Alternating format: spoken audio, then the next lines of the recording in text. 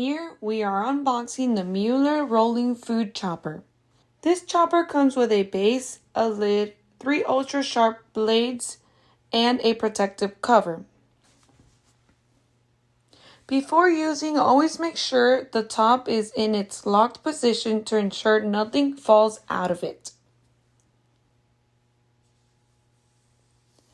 This chopper can be used by rolling on the countertop or twisting manually.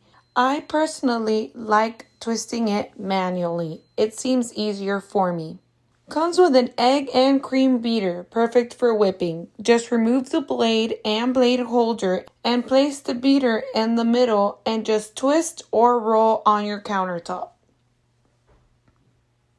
It has a covered funnel system to add liquids without opening the whole chopper, and it is also spill-proof. This chopper has made it so easy for me to chop things quickly in the kitchen when in a hurry or making dinner.